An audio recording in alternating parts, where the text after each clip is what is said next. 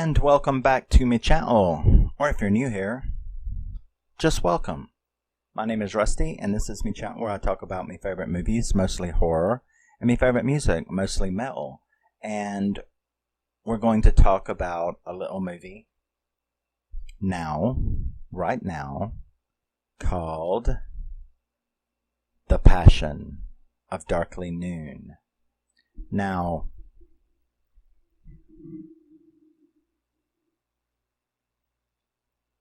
nice little slipcase.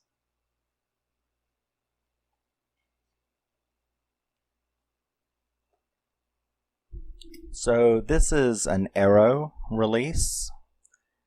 I am so very, very happy when I heard about this, when I saw it, when I was able to get my greedy little hands on it. I absolutely adore this movie. I've been fascinated with it since it came out. And yeah, so The Passion of Darkly Noon was released in 1995. It stars Brendan Fraser, yes, in a horror movie, and Ashley Judd, Viggo Mortensen, and Loren. So very nice cast. And also,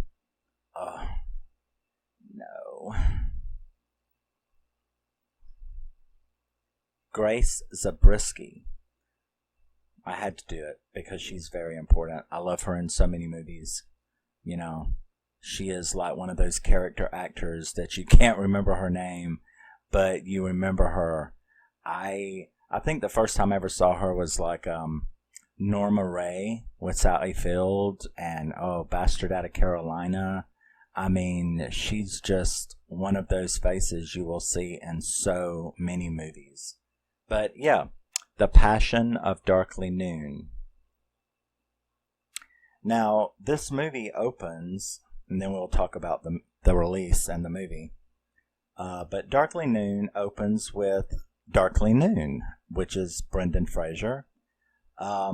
He's disoriented. He's dressed in like a suit and, like a dress shirt and a tie. And so you're kind of wondering. He seems very disoriented, very confused, and he's running. He runs out into a road where he is almost ran over by Judd. Now, Judd is played by Loren. And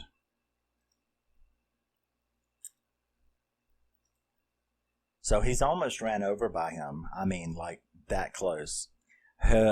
Judd gets out, gets him into the back of the truck, and takes him to where he was going to begin with, which is his friends, Clay, which is Viggo's character, and Callie, which is a friend of his. So he's going to their house. Now, you have to understand, they live way, way out, like off the grid type, out in the middle of the forest, you know what I mean? They hardly ever come into town, stuff like that. They're really isolationists. So he takes Darkly Noon to their house, and Callie, who's played by Ashley Judd, comes out and is like, oh my God, they get him into a bed upstairs, and he is like dehydrated and really sick. And her and Judd talk about it, and Judd drops off the supplies. He's sort of, what they do is, her husband Clay is, he's a woodworker, so he makes furniture and coffins and stuff like that. Judd is the guy who works for the undertaker, who comes out there to pick up coffins that Clay has made. So that's a little backstory of who the hell this guy is. So he drops off supplies, picks up stuff, and, heads out. Are you going to be okay? Should we take him to the doctor? Something. And she's like, no, he's fine. He just needs rest and stuff like that. So Judd takes off, leaves him there, and he wakes up, the next morning. He wakes up, and you get to see a really nice butt shot. He is completely naked, which would have freaked me out. I mean, it's not like it was raining. His clothes weren't wet, but who knows, you know? Naughty, naughty Callie. What are you doing stripping the guy before you put him in the bed? I don't know. It's a little strange, but so he gets up. You get to see one of Brendan's nude scenes. He hasn't had a lot of them, but and this was way before he became a whale, if you know what I'm saying. So that's nice. It's nice, isn't it, to include something like that? But so right before, he wakes up, she had like went through his clothes and she had found a Bible in his jacket pocket. And when you open the cover, it says darkly noon, So when he wakes up the next morning, he stands up, looks around. He doesn't know where the hell he is. He looks in the closet and gets like an overcoat. He goes downstairs, out on the porch, meets Callie, who tells him he needs to get back in bed, and they start talking. So, they make their introductions, and she's like, what happened to you? Where are you from? And all that. Now, you can tell right off the bat that something is quite different about this guy. He stutters pretty badly, and you can tell it's perfect. I mean, we'll talk about Brendan Fraser's performance in this movie, but so it's at this point that she asks him, because he asked for his Bible, and she's like, yeah, I've got it. She tells him that she burnt his clothes and that he can wear some of Clay's, and he wants to know where his Bible is. So she says, oh yeah, and I didn't burn it, it's here. And she opens it up and is like, darkly noon, what's that? And he said, it's me. And she's like, well, that's an interesting name. And so they sort of have this little discussion about, where did you get a name like that? This is where we find out a little of his backstory, because he tells her that that's the way his people do it, that they throw a pin into a Bible, and if it lands on a word, that's the kid's name. So it's like, through a something darkly, one of the passages in the Bible, and that's the word that it hit. So that's how he got the name Darkly. So he kind of tells her a little bit more about his people, which she says, oh, so you're from a cult, which is probably a rude thing to say to someone, but she's just, kind of says it like it is, because he's from a very, very, very sort of Mennonite, very, very, very religious family, and he's never been outside of it.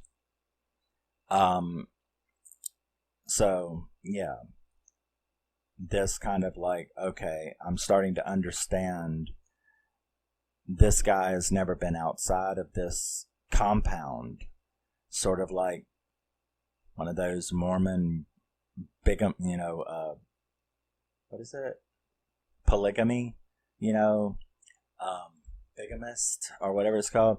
So it's sort of like that. And he's been raised there since birth, so he's never been outside this cult atmosphere. So, she asked him, well, what happened? What's up with your situation? He begins to tell her about how after weeks of torment, the townsfolk, the police, trying to drive them out, that they had eventually literally attacked the compound, and that his parents had, the place that they were burned out, and his parents had been shot to death, along with a bunch of other ones, and this included the townspeople and the townsfolk and the police. So everybody had attacked him. So I guess it was sort of like a Waco incident, and he had managed to get away, and he had been walking for days in the woods, and that's how this all transpired.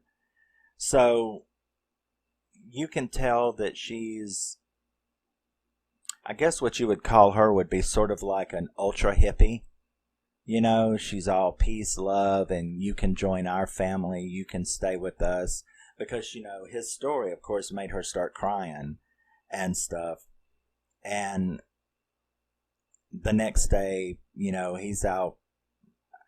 She gives him a room over the barn.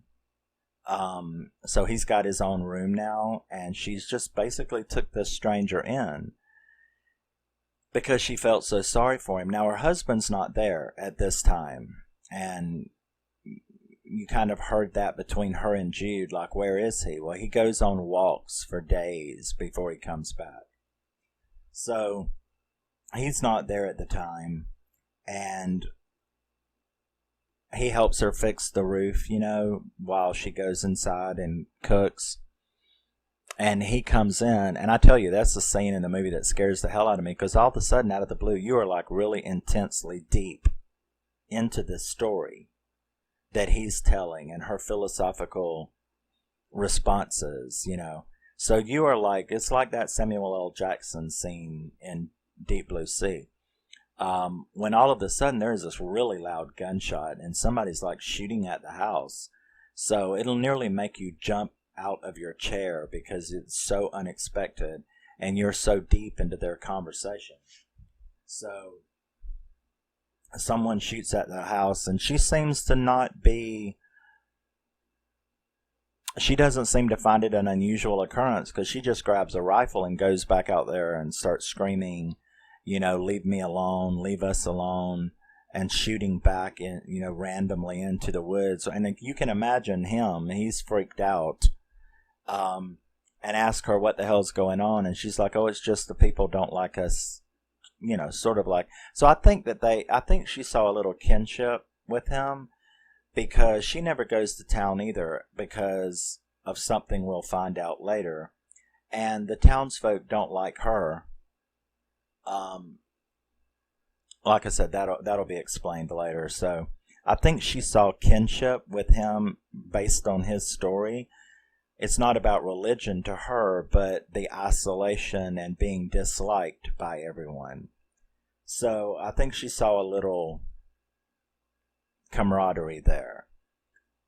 So she it's really hot. She takes him over there to this hot spring and he's like, you can start to see now that you know about this cult stuff.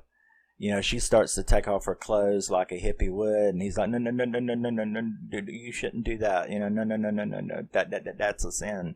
I'm not making fun of stuttering. That's the way he is. And so she just keeps her lingerie on, and then she takes him to this special place, and it's like an ancient cavern, with like cavemen drawings on the wall and all, and it's her special place. It's a beautiful thing.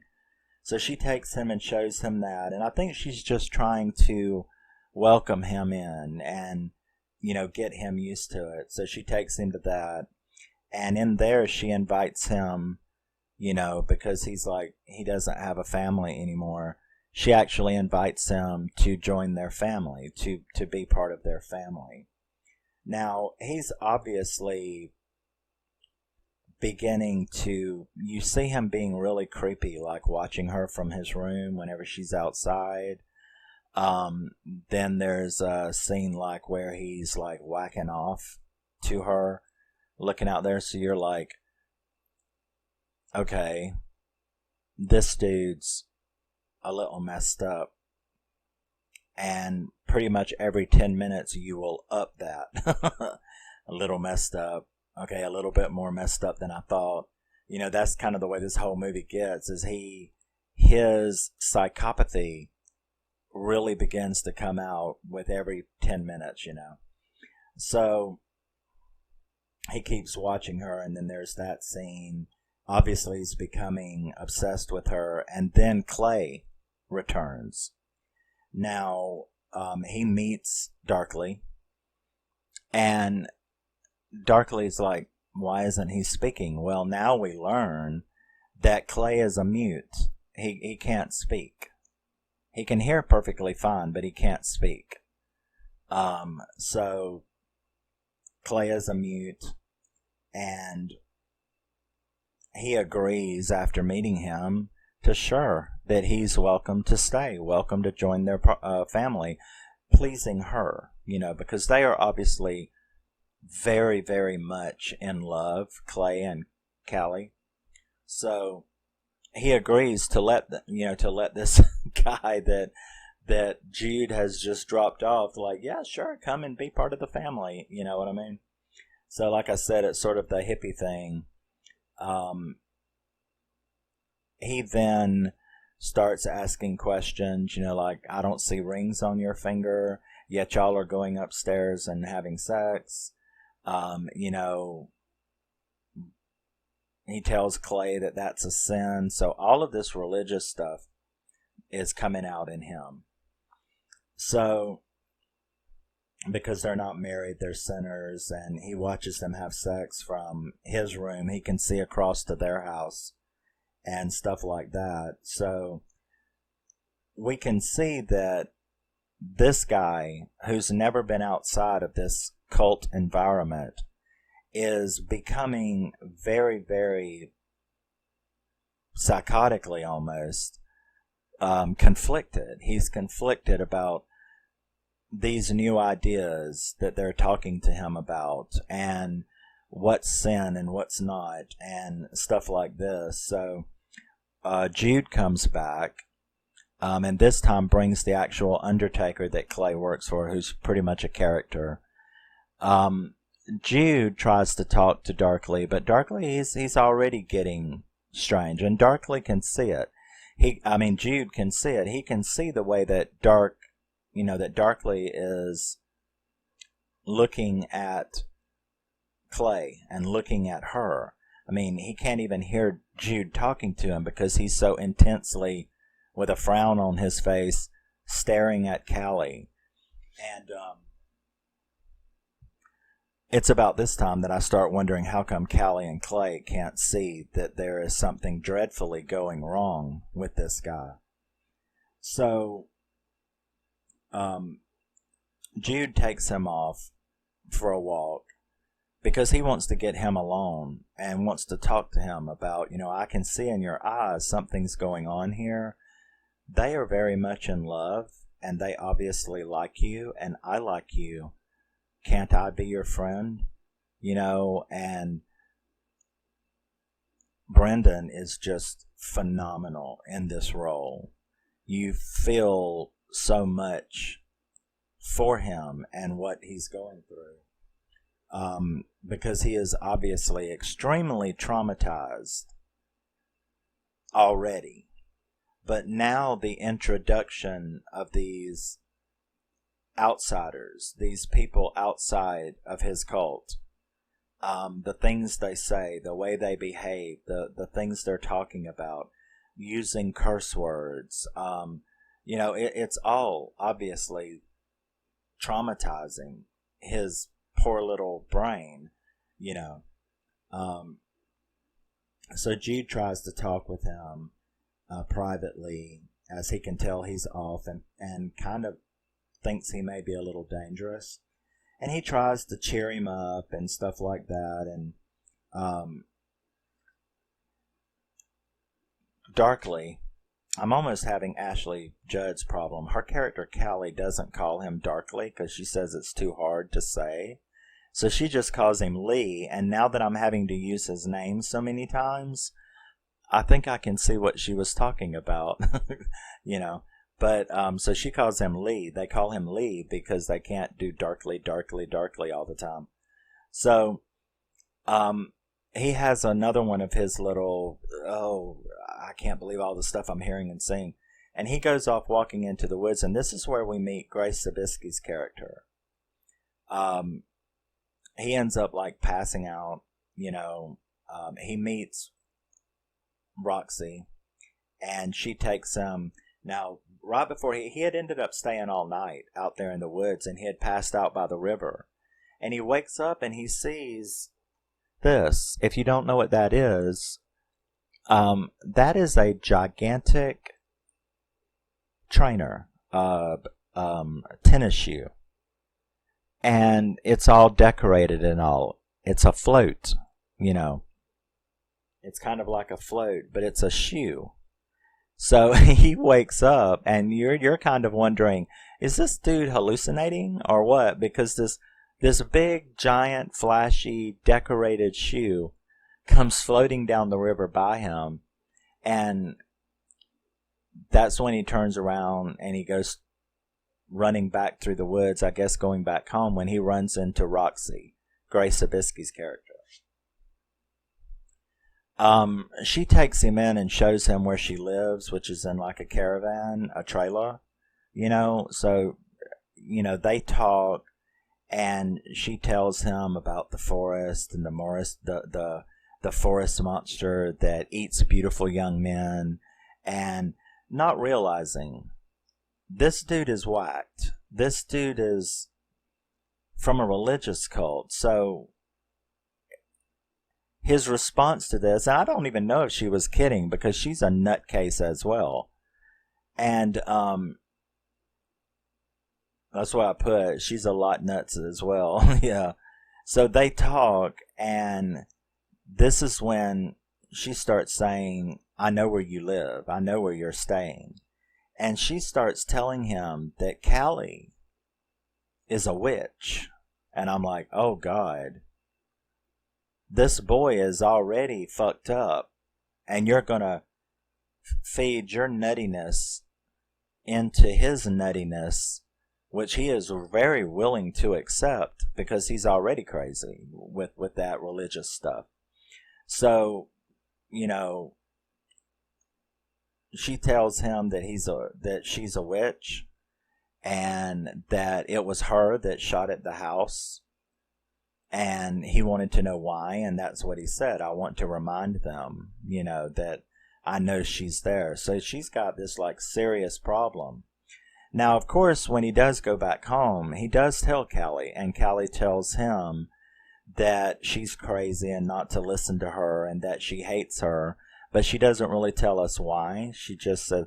So now we know that Roxy really hates this woman, Callie.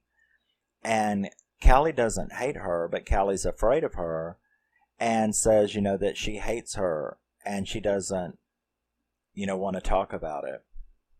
So she doesn't say why. Now, this is when, darkly, his psychopathy is getting worse and worse. And he starts engaging in, like, self-harm behavior, like crunching barbed wire in his hands and things like that. He finds this bird, which looks really weird, and Grace had told him what it was. I mean, Roxy had told him what it was. And that was, she's got a dog. And when she goes hunting, I'm not a hunter, so I didn't know this. So actually, it does turn out to be true, though. Sometimes you have to train a hunting dog not to bite down on the animals too hard. So they use what's called a barbed wire bird. And the barbed wire bird trains the dog, you know, not to bite down on the, you know, you shoot a quail and it falls, the dog learns not to bite down on it because, you know, I guess who wants to eat a half-bitten quail, right? So, makes sense. But he had one of those, and so he had started, like, crushing it in his hand. And it was very self-harm behavior.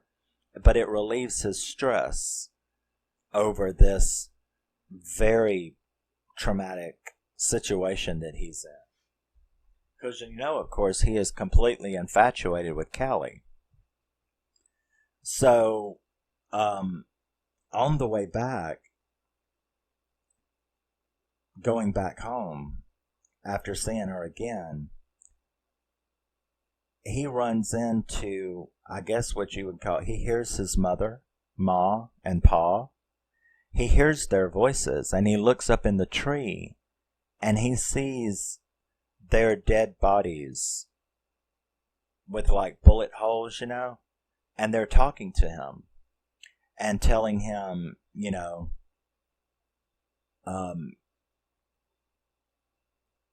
right? Yeah.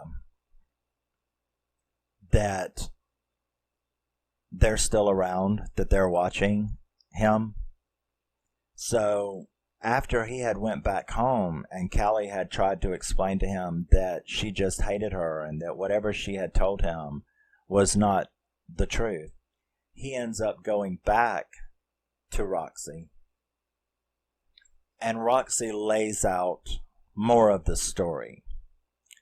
And that was, she starts telling him that her and her son and her husband lived in that house.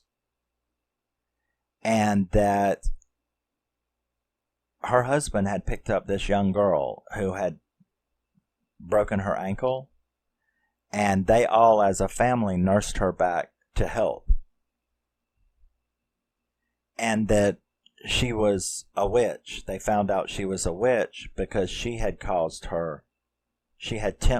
her husband, and her husband had had a heart attack due to her tempting him. So we find out that this woman is Clay's mother. Clay was the son.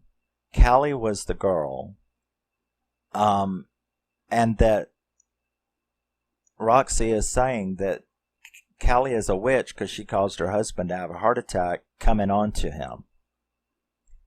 So he had left. Well, he was dead. But she had left because the witch put her spell on her son. And because she didn't like it, she had to move out here into the woods into a caravan. So you're like, okay, all right. So these are all some crazy motherfuckers. Now, when he goes back yet again, and this movie is done in days. Day 1, day 2, day 3, day 4. I think it goes up to like day 11 or something like that. And then it's the final day and the final night. So, Callie tries to explain to him that that is not what happened. That the husband tried to rape her. And that during that process, that fight, that attempted assault, he had a heart attack. She blamed her because she didn't want to admit that her husband tried to assault her, this girl. And that, yes, she loved Clay. And that the mother doesn't like it because she's a witch who killed her husband, right? So it all makes sense now. And that, so despite Darkly being told all this, he is still so messed up with his own cult brainwashing that it's just more conflict in his head. Now, this is where we see how far he is completely gone. He needs to self-harm so bad to keep himself together that he like scavenges the barn looking for something. And he ends up finding a big roll of barbed wire. He literally wraps barbed wire around his shoulders, across,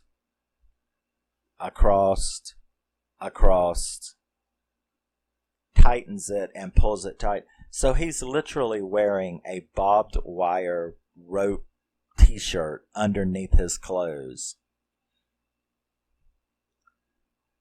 And I'm talking like the barbs digging into you. So like every time. Now he continues for the next few days.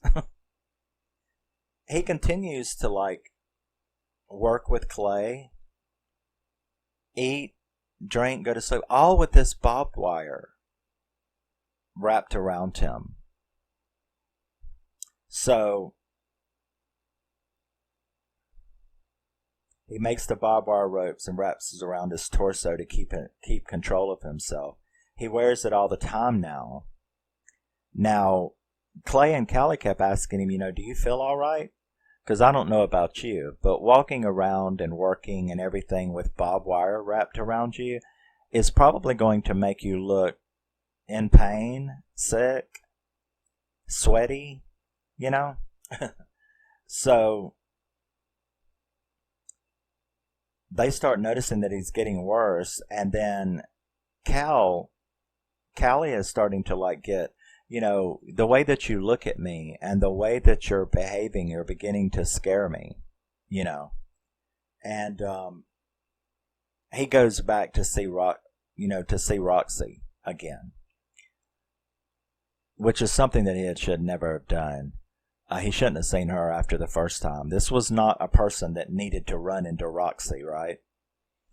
So he goes back out there, and she's all upset and crying on the floor because her dog is dead. The dog dead. They didn't tell you how, but the dog is dead. So she gets him to go bury the dog with her, or to take the dog out, because she wants the dog to go to heaven, and there's a certain way you got to pray to get the dog to go to heaven. And so they're doing that, and then they walk down close to the river, and you see her say, "What the hell is that?" And he goes, "I don't know." But he almost seems relieved that she sees it. And she says, "I don't know either, but if I could get a hold of it, I know what I want to do with it." And then you find out that it's that float. So at least okay, he wasn't hallucinating. So they put the dog on it and send it down the river on fire, like a Viking funeral for the dog. So once again, he's continuing to see his zombie visions of his two parents. So they find the float, they do the Viking burn of the dog. He starts seeing the visions of the parents who keep telling him that they're here to show him what he needs to do, that he's here to do God's work. That's why he stayed alive. That's how come he got away. So he really knows now that they need to do that. He shows back up at the house having like all of this psychotic shit, behaving really strange. Clay comes outside and is kind of scared of him now too. And so they start, because like Darkley really wants to get his hands on Callie. Of course, his zombie parents had just been telling him he needed to burn the witch, right? So they end up having a fight. And during the fight, as they fall, rolling on the ground, his shirt, Darkley's shirt, comes open, and both of them, Clay and Callie, are horrified at what they see. And that is, he's fucking wrapped in barbed wire. So he's wrapped in barbed wire, bloody, everything, and they're through. She tells him that he has to go now to get his stuff and leave. Well, he ends up going back to the caravan, to Roxy, of course, where we had just watched a scene where, because her dog is dead, she took a nice rifle and blew her fucking brains out. So he has to walk in to find Roxy with her brains all over the bed. Well, that's the final break for him. So he sees his parents once again, sitting on the couch in her caravan, telling him that, what he needs to do. And that is that he needs to purify the forest of the witch, and that he was under her spell, just like Roxy had said that her son Clay was under her spell. So you see how all of this has fed right into his particular brand of psychopathy. So Jude comes now at this time, and Callie and them tell him that they made Darkley leave. Now he gets upset about that. I don't know if he liked Darkley for himself or what, But he's upset about that. Why did you make him leave? They didn't really fill him in about the barbed wire shit and stuff. Um, so he wants to know where he's at. So she gets him alone, and she tells Jude that he's probably at that cavern, but she didn't want to say it in front of Clay, because if Clay knew where he was at, he would probably go kill him. So Jude goes out there and talks to Clay and begs him, to come with him, to let him help him, but he won't.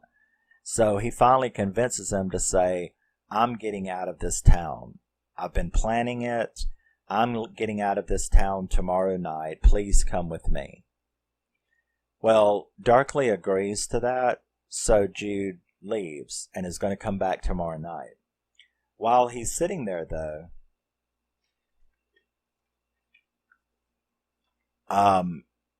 in that cavern, his mind completely goes. After the parents had told him that he had to do God's work and burn the witch and stuff like that. So he loses his mind finally for good. And he covers himself in red paint. He takes off all his clothes except for his pants. He's still wrapped in the tight barbed wire digging in and to his skin. That must be very uncomfortable. And he takes the big, I don't know what the tool is called, but it's like a wood shaver, but it's like that fucking long, and it's got a blade like that, and it's flat, and it's used to shave wood. So I called it like a wood axe shaver. So he grabs that and he heads to the house. Now, while he's almost at the house, Jude shows up. It's the next night, right? So Jude shows up and goes to the cavern and can't find him. And he sees all this red paint and the burnt clothes and everything like that. So he knows that something fucked up has happened. So he starts heading to the house. But, of course, Darkly's already there. And he's watching them as they're getting it on the couch, until she sees him standing in the big bay window on the front porch. And he breaks in, and then it all goes to hell. He starts trying to kill them. He's fighting with Clay. He's fighting with her, knocking them all over the room. He does manage to stab Clay a couple of times with that weapon. Knocks Clay out the door, chases her up the stairs. Gets her in the room. And of course, the whole house is on fire now, because he has busted all of their off-grid electric wiring, so it started the fire. The whole house is burning. He's up there with Callie, and right before he swings and kills her, she says, I love you, Darkly. Now, of course, she meant as family, but it still made him freeze long enough, because Jude has arrived now. He helps Clay. Clay tells him to run in and help Callie. So Jude is kind of frozen. Darkly is kind of frozen before he strikes at Callie. And Jude manages to come up behind him and blow a big hole through him. And he falls down on the floor. Darkly falls down on the floor, and both him and Callie, in pretty much equal dimensions, start crying. I think that, I don't know whether Jude was gay or not, but I know that he's reacting to Darkly the way a person who is falling for someone would act. But he's crying and holding his hand, and she's crying and holding his hand, because neither one of them really understand this, and that's what we'll talk about in a minute. But neither one of them understand, and she's even looking at Jude going, did I do this? I've been blamed for everything for as long as I can remember, but I didn't do anything wrong, and she didn't, other than trust, which is something we all do when we shouldn't. And Darkly's last words as he's holding both of their hands is, who's going to love me now? Which kind of makes you want to cry. Even though he's a fucking psycho. Who just, a scary, scary psycho. Who just tried to kill them all. So they have to leave him there. He manages to pull Callie outside. And he gets Callie and Clay away from the house, where they basically just watch it all burn down for the rest of the night. Now, the next morning, there's literally nothing left of the barn or the house. And it's the weirdest thing because, she walks up to the ashes and she's like, there's nothing left of him. There's nothing left of anything. I guess we all have no choice but to leave now.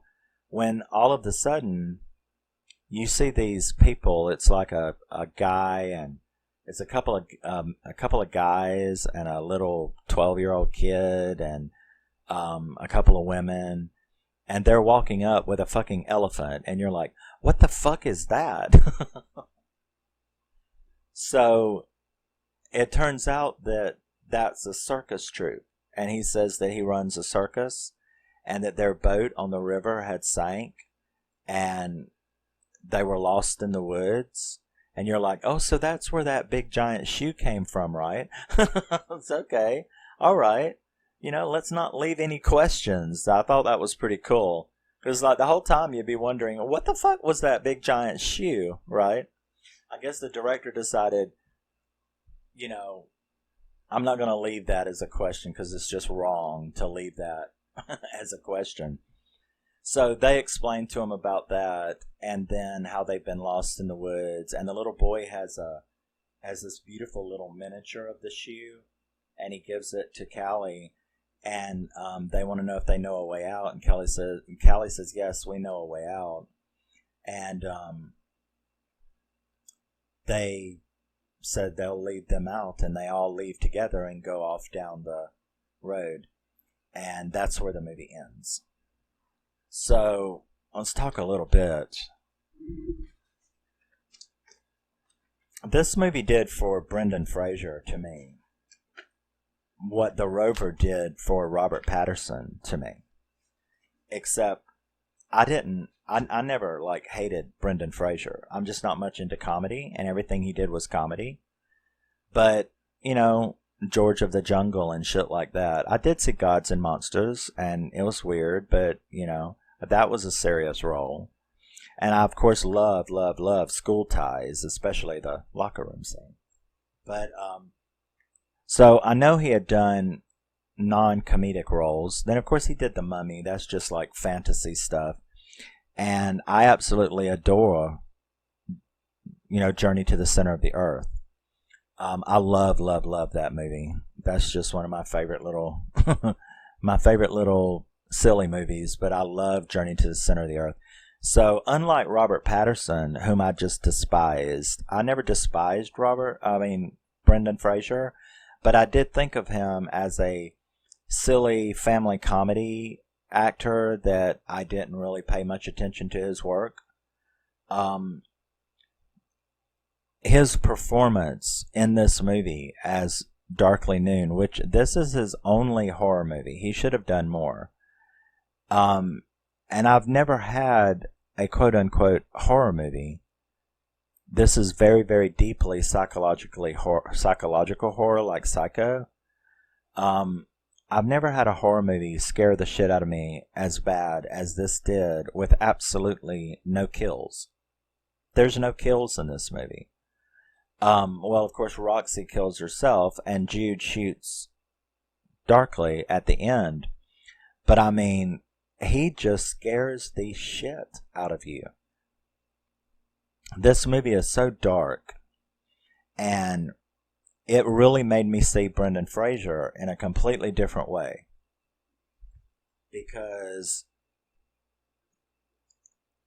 his psychological breakdown, his performance as a cult member thrown into the lives of a couple of free-spirited hippies,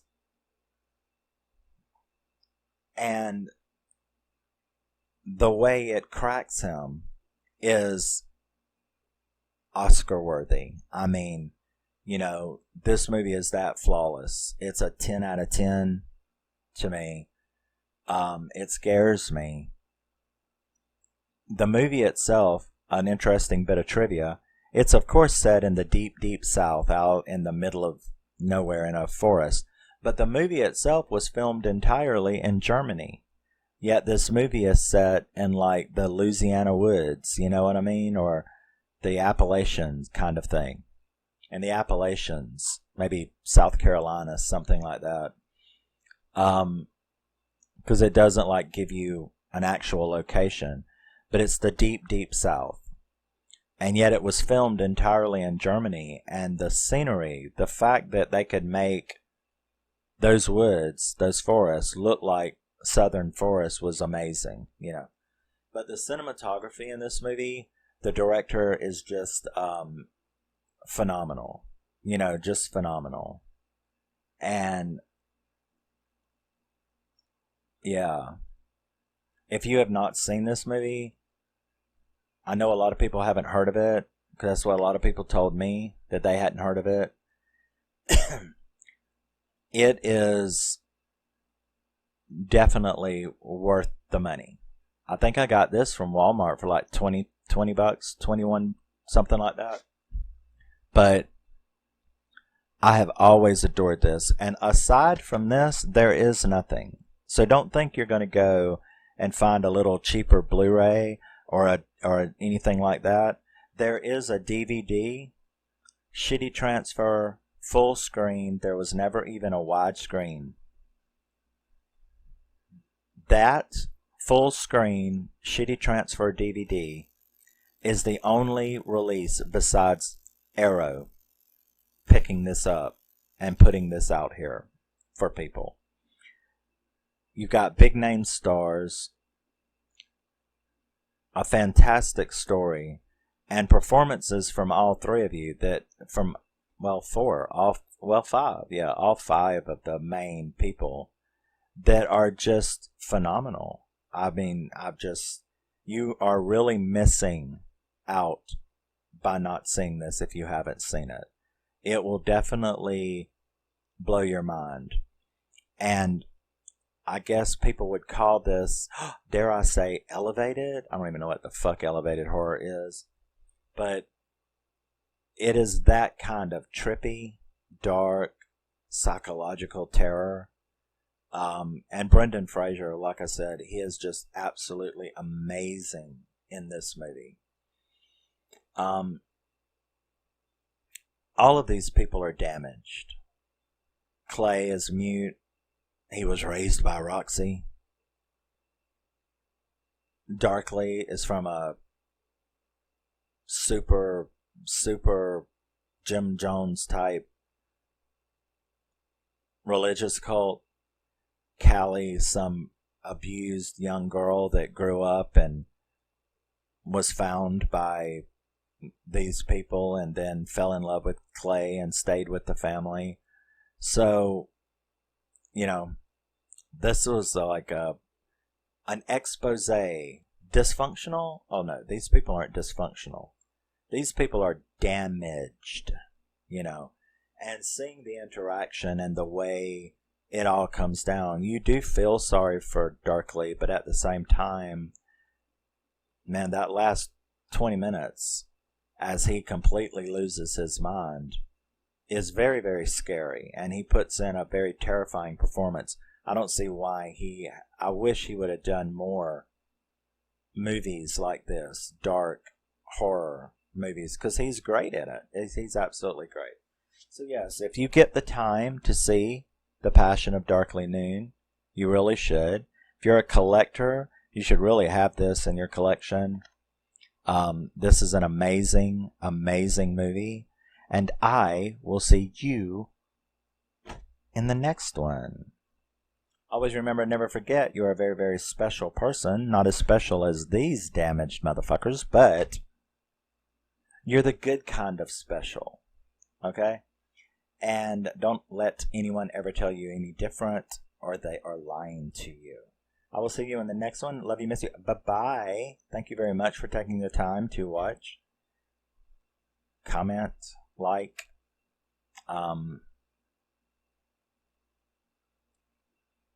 if you don't mind. But yeah, have you heard of this? Have you not heard of it? You should, and you should look for it. I'm telling you right now. And yeah, I will be back in the next one. Always remember, oh, I did that already.